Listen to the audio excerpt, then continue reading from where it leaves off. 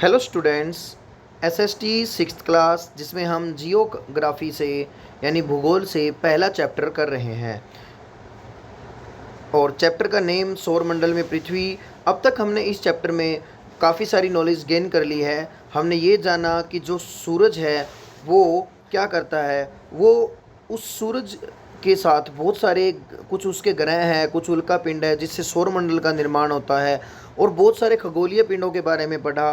तारों के बारे में हमने जाना कि तारे क्या होते हैं, फिर उसके बाद तारों के समूह के बारे में, ध्रुव तारा, काफ़ी चीज़ें हमने जानी, और सभी ग्रहों के बारे में भी हमने डिटेल में जाना। अब हम जो है हम पृथ्वी जो हमारा ग्रह है ना उसके बारे में जानेंगे मेन। ठीक है, तो पृथ्वी आप जानते ही है सौरमंडल का तीसरा ग्रह है, और शुक्र को पृथ्वी की जुड़वा बहन भी कहा जाता है या जुड़वा ग्रह भी कहा जाता है। तो चलिए पृथ्वी के बारे में रीड करते हैं। सूर्य से दूरी के हिसाब से पृथ्वी तीसरा ग्रह है। अंडरलाइन कर लीजिए, सूर्य से पृथ्वी तीसरा ग्रह है। आकार में यह पांचवा सबसे बड़ा ग्रह है। अगर साइज की बात करें बेटा तो आकार में ये पांचवें नंबर पर आता है। अंडरलाइन कर लीजिए, आकार में पांचवा सबसे बड़ा ग्रह है। उसके बाद यह ध्रुवों के पास थोड़ी चपटी है। ध्रुवों के पास थोड़ी चपटी है बेटा। देखिए कैसे, इसको समझाता हूँ मैं आपको, ड्रॉ करके बताते हैं। जैसे ये होगी हमारी अर्थ, ठीक है, ये तो पूरा क्या हो गया, पूरा का पूरा सर्कुलर हो गया, ठीक है, स्फेरिकल जिसको आप बोल सकते हो। लेकिन हमारी जो अर्थ है ना उसके जो पोल हैं और ध्रुव हैं, एक तो है नॉर्थ पोल, एक तो है हमारा नॉर्थ पोल और एक है साउथ पोल, उत्तरी ध्रुव और दक्षिणी ध्रुव जिसको कहा जाता है। यहाँ से थोड़ी सी पृथ्वी क्या है, चपटी है, मतलब ऐसे पूरी गोल की बजाय हल्की हल्की ऐसे ऐसे कह सकते हो आप, थोड़ी सी ऐसे, मतलब सीधी चपटी सी है। आगे समझ में कोई अगर एग्जांपल थोड़ा सा भी ध्यान नहीं आ रहा कि आपके मतलब हमारे घर में कोई ऐसी चीज़ हो जो थोड़ी होती है स्फेरिकल है, लेकिन आप थोड़ा सा ऐसे कर सकते हो। जैसे आपने बॉल ले ली, ठीक है, आप इसको ऐसे समझिए जैसे हम बॉल यूज़ करते हैं ना खेलने के लिए, जो प्लास्टिक की बॉल होती है वो कैसे, उसको यहाँ से दबा लो, ठीक है, आप उसको इस यहाँ पे फिंगर रखो और उसके यहाँ पे फिंगर रखो, हाथ दोनों उंगलियों के बीच में, अंगूठे और जो हमारी फर्स्ट ये जो फिंगर है मेन, इन दोनों के बीच में, और इसको यहाँ से थोड़ा दबाओगे ना तो उसकी जो शेप बनेगी वो उस तरह का बन जाएगा। ठीक है, थोड़ा सा दबाव डालना। तो इस तरह से ये चपटी है, यहाँ पर फ्लैट है थोड़ी सी। आगे क्या कहता है, यही कारण है कि इसके आकार को भू आब कहा जाता है।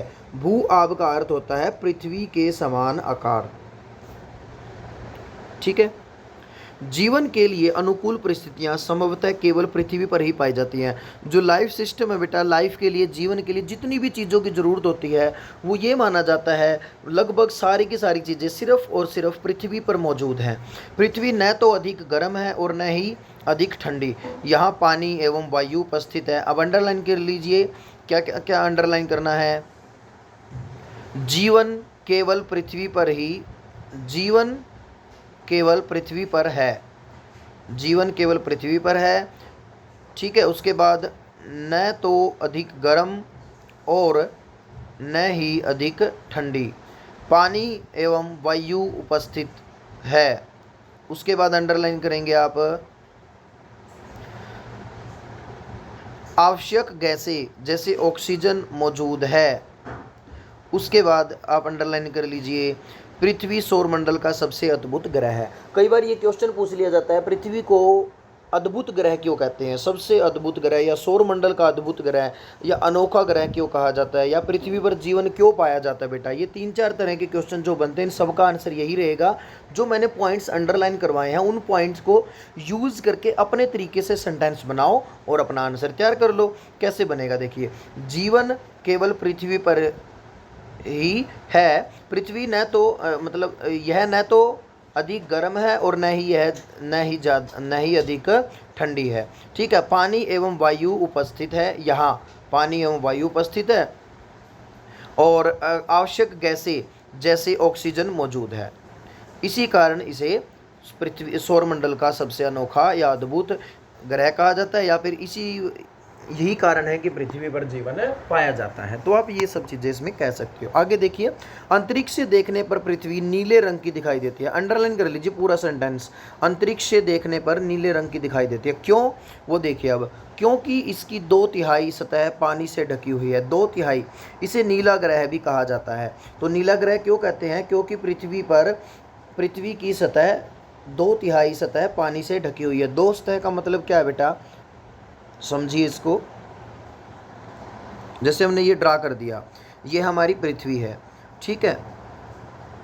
अब इसमें कहता है कि इसके लगभग 2 हिस्से, लगभग अगर पृथ्वी के 3 टुकड़े कर दिए जाए बराबर के, मान लो ऐसे 3 टुकड़े कर दिए मैंने, 1 2 3, तो कहते हैं कि 2 हिस्से तो सिर्फ पानी के बनेंगे। तो अब सीधी सी बात है, जो चीज़ ज़्यादा होगी वही रंग ज़्यादा दिखाई देगा। पानी नीले कलर का है तो इसलिए हमें ऊपर से नीला दिखाई देता है। आप गूगल मैप भी देखोगे ना, उसमें आपको ब्लू कलर ज़्यादा दिखाई देता है। तो उसका कारण यही है क्योंकि अर्थ पर पानी सबसे ज़्यादा है। 70% जो अर्थ है ना वो पानी से घिरी हुई है। सिर्फ 30% पर ही क्या है, 30% पर ही हमारे ज़मीन है, ठीक है। नेक्स्ट, अब पढ़ेंगे चंद्रमा के बारे में। चंद्रमा क्या है, देखिए हमारी पृथ्वी के पास केवल एक उपग्रह है, चंद्रमा। उपग्रह क्या होता है बेटा, एक बार फिर से बता देता हूँ। उपग्रह वो होता है जो ग्रह के चारों ओर चक्कर लगाए। देखो, ग्रह तो सूर्य के चारों ओर चक्कर लगाते हैं, और उपग्रह जो होते हैं ना वो क्या करते हैं, वो ग्रहों के चारों ओर चक्कर लगाते हैं। आगे समझ में, इसलिए इनको उपग्रह कहते हैं, सैटेलाइट्स कहते हैं। तो चंद्रमा क्या है, एक सैटेलाइट है। सैटेलाइट मतलब उपग्रह है, और ये किसका उपग्रह है, पृथ्वी का। और हमारी पृथ्वी का सिर्फ एक ही है, और इसका व्यास पृथ्वी के व्यास का केवल 1/4 है। मतलब जो हमारी, मैंने आपको डायमीटर बता देता हूँ। देखो, मैथ में आपने पढ़ा होगा डायमीटर के बारे में। ये कोई सर्कल हो गया और ये इसका सेंटर हो गया। सेंटर से जब कोई लाइन सर्कल के किसी एक बिंदु, एक पॉइंट से दूसरे पॉइंट पर मिलती है, और वो लाइन होती कैसी है, वो लाइन होती है हमारी बिल्कुल सेंटर से होकर गुजरती है। वो लाइन कहाँ से होकर गुजरती है, सेंटर से होकर, देखो। तो उसको हम कहते हैं डायामीटर। आया समझ में। तो डायामीटर क्या होता है, व्यास क्या होता है, व्यास होता है सर्कल के, या जो सर्कल होता है हमारा, वृत्त होता है, उसके कोई भी 2 पॉइंट के बीच की डिस्टेंस जो सेंटर से होकर गुजरे। इस पॉइंट से होकर गुजरनी बहुत ज़रूरी है बेटा। जब तक यहाँ से नहीं गुजरेगी तब तक बात नहीं बनेगी, ठीक है। तो ये सेंटर बहुत ज़रूरी है। तो ये अब इसकी बात कर रहा है, कहते हैं कि अगर ये जो चंद्रमा का व्यास है ना, चंद्रमा का व्यास, अब पृथ्वी का तो मान लो ये यहाँ से लेकर यहाँ तक कितना हो गया, ये मान लो, हम मान लेते हैं 8 है, ठीक है। वैसे मान रहे हैं हम, मान लो, ठीक है, 8 है। वैसे ये लगभग 12,000 से अबो ही होता है, ठीक है। 6,371 शायद, नियर अबाउट 71, 3071 इसकी जो रेडियस होती है। रेडियस आप जानते ही होंगे, ये जो डिस्टेंस होती है, ठीक है, सर्कल के सेंटर से किसी पॉइंट के बीच की डिस्टेंस ये। और जब इसका डबल कर देते हैं बेटा, ये यहाँ पे मिल जाती है, तो ये व्यास बन जाता है, डायमीटर बन जाता है, ठीक है। तो रेडियस ये हो गई यहाँ से यहाँ तक वाली, ठीक है। अब इसको समझो, मान लो हमारी पृथ्वी का व्यास 8 है, ठीक है, और ये कहते हैं कि इसका 1/4 चंद्रमा का है। चंद्रमा, ये चंद्रमा हो गया, ये इसका व्यास हो गया। तो 1/4 का मतलब क्या हो गया, हम उसको अर्थ वाले को 4 से डिवाइड कर देंगे। अर्थ वाले को 4 से डिवाइड करेंगे तो आंसर आ गया 2। तो इसका मतलब ये कितनी है, ये 2 है, ठीक है। अब मैंने जैसे आपको बताया लगभग 12,000 है। कितनी है, 12,000। 12,000 को डिवाइड कर दो लगभग 3,000, तो इसका तो जो डायामीटर बनेगा लगभग 3,000 बनेगा, और हमारा डायामीटर 12,000 है। आई होप आपको अच्छे से समझ में आया होगा ये पॉइंट, ठीक है। तो इस तरह से हम बता सकते हैं कि जो चंद्रमा के बारे में क्या बताएंगे, चंद्रमा पृथ्वी का एक उपग्रह है, इसका व्यास पृथ्वी के व्यास से 1/4 है। आगे, यह इतना बड़ा, अब ये दिखता तो बहुत बड़ा है हमें, यह इसलिए इतना बड़ा दिखता है क्योंकि यह हमारे ग्रह से अन्य खगोलीय पिंडों की अपेक्षा नज़दीक है। देखो बेटा, जो चीज़ हमारे जितनी नज़दीक होती है वो उतनी बड़ी दिखाई देती है। जो दूसरी और चीज़ें हैं ना, उन सब की बजाय तारे वगैरह जो दिखते हैं या जो हमें सन वगैरह दिखता है, उनसे कम दूरी पर हमारे नज़दीक, हमसे नज़दीक है चंद्रमा, इसीलिए हमें ये बड़ा दिखाई देता है। यह हमसे लगभग 3,84,400 किलोमीटर दूर है। अंडरलाइन कर लीजिए, 3,84,400 किलोमीटर। ठीक है, अब आप पृथ्वी से सूर्य और चंद्रमा की दूरियों की तुलना कर सकते हैं। आपने ऊपर पढ़ा होगा, देखो अब ये तो 15 करोड़ किलोमीटर दूर है, ये तो करोड़ है, ठीक है सूरज, और ये कितना है, ये सिर्फ लाख में है। तो हो गया ना काफ़ी, मतलब बहुत ज़्यादा डिफरेंस हो गया। अगर हम देखें तो लगभग 50 गुना मान के चलो। अब बात आती है यहाँ पर आगे, इसमें ही यस, यहाँ पर अब ये जैसे कि आपको पता है कि ये उपग्रह है, तो उपग्रह तो हमारे पृथ्वी का चारों ओर चक्कर लगाता है। चक्कर कितने दिन में पूरा होता है? चंद्रमा पृथ्वी का एक चक्कर लगभग 27 दिन में पूरा करता है। लगभग इतने ही समय में वह अपने अक्ष पर भी एक चक्कर पूरा करता है। जैसे पृथ्वी अपने एक्सिस पे घूमती है बेटा, ऐसे ही चंद्रमा भी अपने एक्सिस पर घूमता है, ठीक है, और पृथ्वी के चारों ओर भी घूमता है। तो चंद्रमा पृथ्वी का एक चक्कर लगभग 27 दिन में पूरा करता है, अंडरलाइन कर लीजिए। उसके बाद इसके परिणाम स्वरूप पृथ्वी से हमें चंद्रमा का केवल एक ही भाग दिखाई देता है। यही कारण है कि हम पृथ्वी पर सिर्फ एक ही साइड चंद्रमा की देख पाते हैं, दूसरी साइड नहीं देख पाते, क्योंकि जिस स्पीड से वो हमारे चारों ओर घूम रहा है ना, उसी स्पीड से वो अपने आप अपनी रोटेशन पर भी घूम रहा है, अपने एक्सिस पर भी घूम रहा है।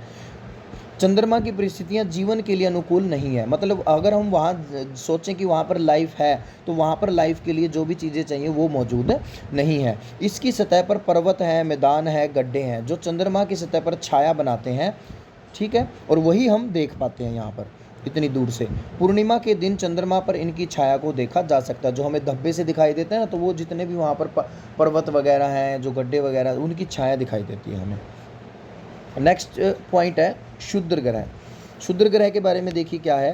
तारों, ग्रहों एवं उपग्रहों के अतिरिक्त असंख्य छोटे छोटे पिंड भी सूर्य के चारों ओर चक्कर लगाते हैं। मतलब बहुत सारे ऐसे ऐसे छोटे छोटे पिंड हैं जो सूर्य के चारों ओर चक्कर लगाते हैं, ठीक है। तो इन पिंडों को क्षुद्र ग्रह कहते हैं। ये मंगल एवं बृहस्पति की कक्षाओं के बीच पाए जाते हैं। अगर इनकी बात करें ये कहाँ पाए जाते हैं, तो ये मंगल ग्रह और जो बृहस्पति ग्रह है उसके बीच में पाए जाते हैं मेनली। तो वैज्ञानिकों के अनुसार क्षुद्र ग्रह ग्रह के ही भाग होते हैं। है तो ये ग्रह के ही भाग जो कि बहुत वर्ष पहले विस्फोट के बाद ग्रहों से टूटकर अलग हो गए, ठीक है। किसी कारणवश ये मतलब ग्रहों से टूट के अलग हो गए हैं, इसलिए ये बीच में उलझे हुए हैं, क्योंकि ये कहीं और तो जा नहीं सकते, अब ये तैरते रहते हैं वहाँ पर।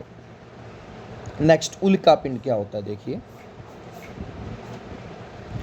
सूर्य के चारों ओर चक्कर लगाने वाले पत्थरों के छोटे छोटे टुकड़ों को उल्का पिंड कहते हैं। अब ये जो चक्कर लगाते हैं ना, उल्का छोटे छोटे जो पत्थर के टुकड़े होते हैं उनको उल्का पिंड कहा जाता है। कभी कभी ये उल्का पिंड पृथ्वी के इतने नज़दीक आ जाते हैं कि इनकी प्रवृत्ति पृथ्वी पर गिरने की होती है। मतलब ऐसा हो जाता है कि ये पृथ्वी पर गिर जाते हैं, ठीक है। उल्का पिंड कई बार हम ये जो धरती पर आकर गिरते हैं तो नुकसान भी काफ़ी कर सकते हैं। देखिए क्या कहता है आगे। इस प्रक्रिया के दौरान वायु के साथ घर्षण होने के कारण ये गर्म होकर जल जाते हैं, फलस्वरूप चमकदार प्रकाश उत्पन्न होता है। कभी कभी कोई उल्का पूरी तरह जले बिना पृथ्वी पर गिरता है, जिससे धरातल पर गड्ढे बन जाते हैं। देखो मोस्ट ऑफ द जो छोटे साइज के होंगे बेटा, वो तो पृथ्वी की तरफ आएंगे ना, तो पृथ्वी के वायुमंडल में से जब गुजरेंगे तो उसमें आपस देखो अलग अलग गैस की लेयर है, उनकी अंदर गर्माहट बन जाती है। देखो जब भी कोई चीज़ चलती है स्पीड से, आप बाइक चलाते हो, ठीक है, साइकिल चलाते हो, तो वो गर्म हो जाएगी। आप देखना ज़्यादा चलाने की वजह से, ऐसे ये चीज़ें हैं, ज़्यादा स्पीड की वजह से नीचे की तरफ आएंगी तो गर्म होने के बाद इनमें आग लग जाती है, और जो पूरी तरह जल जाते हैं फिर तो वो धरती पे नहीं पहुंच पाते, राख हो जाती है रास्ते में ही। लेकिन कई चीज़ें ऐसी होती, कई बार क्या होता है ये पूरी तरह नहीं जल पाते और पृथ्वी पर आ गिरते हैं, और उससे फिर यहाँ पर गड्ढे बन जाते हैं। आगे, क्या आपने तारों वाले खुले आकाश में एक ओर से दूसरी ओर तक फैली चौड़ी सफ़ेद पट्टी की तरह एक चमकदार रास्ते को देखा है? यह लाखों तारों का समूह है। यह पट्टी आकाशगंगा, जिसको मिल्की वे कहते हैं। तो आकाशगंगा क्या है? आकाशगंगा लाखों तारों का समूह है। हमारा सौरमंडल इस आकाशगंगा का एक भाग है। ये बहुत इंपॉर्टेंट चीज़ है। हम सोचें ना कि हमारा जो सौरमंडल है बहुत बड़ा है, ठीक है, बस हमारा सौर मंडल ही है, उससे आगे तो कुछ है ही नहीं। हमारा सौर मंडल तो एक आकाश गंगा का छोटा सा पार्ट है। और सही बताऊं तो स्पेस के अंदर लाखों आकाश गंगाएं हैं, बहुत सारी आकाश गंगाएं, पता ही नहीं कितनी हैं। ठीक है, आगे देखो। प्राचीन भारत में इसकी कल्पना आकाश में प्रकाश की एक बहती नदी से की गई है। मतलब ऐसे लगते थे जैसे कोई प्रकाश की नदी बह रही हो, लाइट की रिवर बहने लग रही हो। ठीक है, रिवर चल रही हो। इस प्रकार इसका नाम आकाश गंगा पड़ा। आकाश गंगा में करोड़ों तारे, बादल, गैसों की एक प्रणाली है। इस प्रकार की लाखों आकाश गंगाएं मिलकर ब्रह्मांड का निर्माण करती हैं। तो ब्रह्मांड जो है ना, यूनिवर्स है। तो यूनिवर्स कब बनता है? यूनिवर्स बहुत सारी आकाश गंगाओं से, लाखों करोड़ों आकाश गंगाओं से बनेगा। और वहाँ तक सबके पास, मतलब हम सिर्फ हमारी आकाश गंगा में ही ज़्यादा आगे तक स्टडी नहीं कर पाए हैं बेटा, क्योंकि ये पॉसिबल ही नहीं है ज़्यादा दूर तक जाना हमारे अंदर, हमारे लिए स्पेस में। तो हमारे लिए बहुत बहुत बहुत बहुत कुछ जानना अभी बाकी है।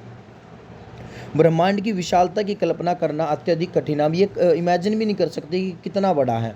ठीक है, वैज्ञानिक अभी भी इसके बारे में अधिक से अधिक जानकारी एकत्रित करने में जुटे हैं। इसके आकार के संबंध में हमें कोई जानकारी नहीं कि ये कितने बड़ा है, लेकिन फिर भी हम जानते हैं कि हम सभी इसी ब्रह्मांड का हिस्सा हैं। अब इसको आप ऐसे समझिए, एक छोटे से पॉइंट में हम रहते हैं, हमारी पृथ्वी है, हम रहते हैं, और वो उसके अगला सर्कल जो है पृथ्वी का, फिर पृथ्वी किसका भाग है? सौरमंडल का। सौरमंडल किसका भाग है? आकाशगंगा का।